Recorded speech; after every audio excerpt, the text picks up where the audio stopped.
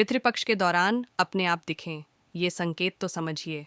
प्रसन्न हैं, आपके पूर्वज हिंदू धर्म में श्राद्ध पक्ष को बेहद विशेष माना गया है। यह 16 दिनों तक चलते हैं और लोग इस दौरान अपने पितरों की आत्मा की शांति के लिए कई प्रकार के अनुष्ठान करते हैं। ऐसा माना जाता है कि इस दौरान पिंडदान करना बहुत अच्छा माना जाता है। इससे पितृदोष से मुक्ति मिलती है, साथ ही जीवन की सभी समस्याओं का अंत होता है। पितृपक्ष के दौरान हर साल पूर्वज धरती लोक पर आते हैं। यह साल का बेहद महत्वपूर्ण समय होता है, जब परिवार के दिवंगत लोगों को याद किया जाता है।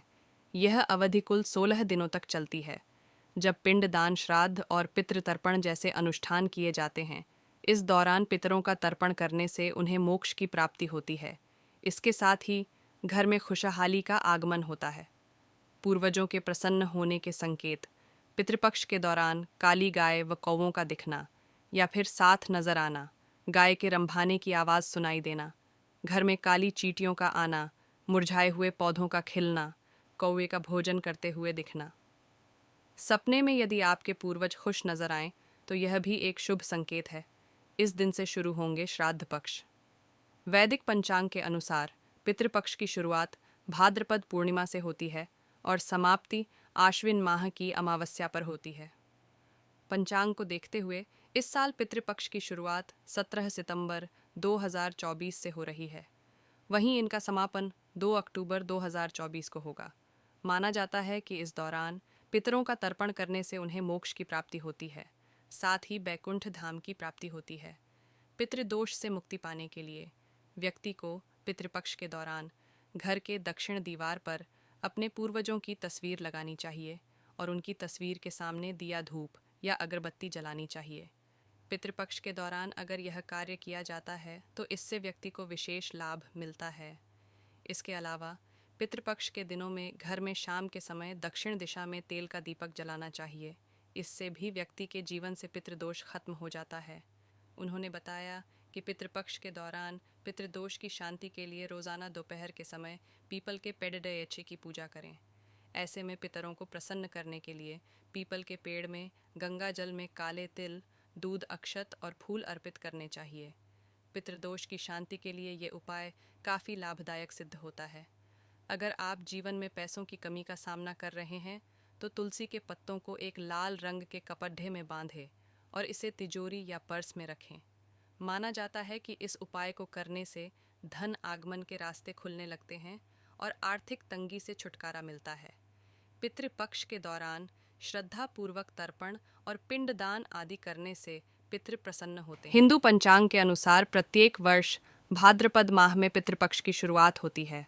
इस वर्ष पितृपक्ष की शुरुआत 17 सितंबर से हो रही है और 18 सितंबर को पितृपक्ष का पहला श्राद्ध है।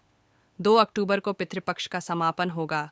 तो वहीं पितृपक्ष के 15 दिनों के दौरान 2 ग्रहण भी लग रहा है। सनातन धर्म में पितृपक्ष बहुत महत्वपूर्ण माना जाता है।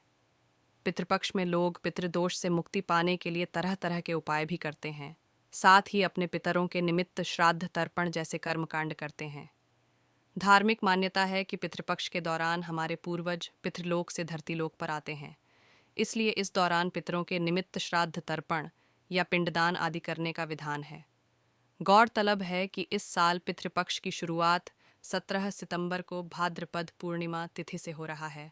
उस दिन श्राद्ध की पूर्णिमा तिथि होगी। पितृपक्ष का समापन 2 अक्टूबर को सर्वपितृ अमावस्या यानी आश्विन अमावस्या के दिन होगा। लेकिन क्या आप जानते हैं, इस साल पितृपक्ष में 2 बड़ी घटनाएं घटने वाली हैं। तो चलिए आज हम आपको इस रिपोर्ट में बताते हैं कि इस वर्ष के पितृपक्ष में वह कौन सी 2 बड़ी घटनाएं हैं जो घटने वाली है, जिसे अशुभ भी माना जा रहा है। 15 दिनों में 2 बार लगेगा ग्रहण। दरअसल हिंदू पंचांग के अनुसार प्रत्येक वर्ष भाद्रपद माह में पितृपक्ष की शुरुआत होती है। इस वर्ष पितृपक्ष की शुरुआत 17 सितंबर से हो रही है और 18 सितंबर को पितृपक्ष का पहला श्राद्ध है। 2 अक्टूबर को पितृपक्ष का समापन होगा। तो वहीं पितृपक्ष के 15 दिनों के दौरान 2 ग्रहण भी लग रहा है, जिसमें एक सूर्य ग्रहण तो दूसरा चंद्र ग्रहण। यह 2 बड़ी घटनाएं पितृपक्ष में घटने वाली हैं।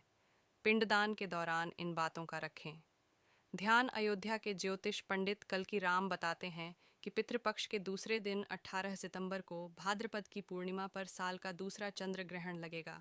हालांकि यह ग्रहण भारत में नहीं दिखाई देगा। इसके बाद पितृपक्ष के अंतिम दिन 2 अक्टूबर को अश्विन अमावस्या पर साल का अंतिम सूर्य ग्रहण भी लगेगा। हालांकि भारत में सूर्य ग्रहण भी नहीं दिखाई देगा, दोनों ग्रहण भारत में अदृश्य होंगे, जिसके कारण सूतक भी नहीं लगेगा। हालांकि इन सब के बीच ग्रहण लगने की घटना को सनातन धर्म में अशुभ माना जाता है। ऐसी स्थिति में ग्रहण के दौरान पितरों का श्राद्ध पिंडदान करते समय आपको विशेष सावधानी भी बरतनी पड़ेगी।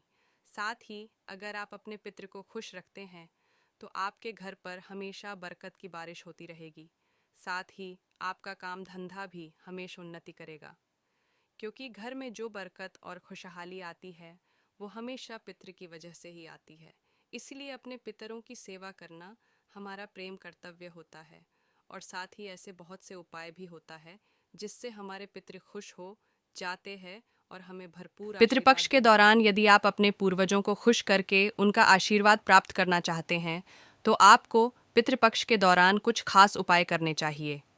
इन उपायों की मदद से आप पितरों को संतुष्ट कर सकते हैं। तुलसी के पत्ते को भोजन में शामिल करने से पवित्रता आती है और देवी देवताओं के भोग में इसके पत्ते को शामिल किया जाता है। ऐसे में अगर आप पितृपक्ष में पितरों के भोजन में तुलसी के पत्ते को शामिल करते हैं तो ऐसा करने से जातक के सभी तरह के दोष मिट जाते हैं और पितरों को मोक्ष की प्राप्ति होती है। पितृपक्ष में तुलसी के पौधे के पास एक कटोरी रखें और हथेली में गंगा जल लेकर इसे धीरे धीरे कटोरी में डालें। साथ ही सच्चे मन से पितरों को याद करें। पितरों के नाम का 5 से 7 बार जप करें। इसके पश्चात इस जल का पूरे घर छिड़काव करें। अगर आप जीवन में पैसों की कमी का सामना कर रहे हैं तो तुलसी के पत्तों को एक लाल रंग के कपड्डे में बांधें और इसे तिजोरी या पर्स में रखें। माना जाता है कि इस उपाय को करने से धन आगमन के रास्ते खुलने लगते हैं और आर्थिक तंगी से छुटकारा मिलता है। पितृपक्ष के दौरान श्रद्धापूर्वक तर्पण और पिंडदान आदि करने से पितृ प्रसन्न होते हैं। श्राद्ध पक्ष में पंचबलि कर्म अर्थात देव, पीपल, गाय, कुत्ते और कौवे को अन्न जल अर्पित करने से पितृदेव प्रसन्न होते हैं। इसके अलावा चींटी और मछलियों को भी अन्न खिलाना चाहिए। श्राद्ध पक्ष में 10 तरह के दान दिए जाते हैं। इसमें जूते, चप्पल, वस्त्र, छाता, काला, तिल, घी, गुड़, धान्य, नमक, चांद, स्वर्ण, गौ, भूमि। आप चाहे तो केवल आटा, नमक, गुड़, घी और शक्कर का दान भी कर सकते हैं। पितृपक्ष के दौरान ब्राह्मण भोज भी कराना चाहिए। इस दिन पेट भर भोजन कराकर उन्हें दक्षिणा दी जाती है।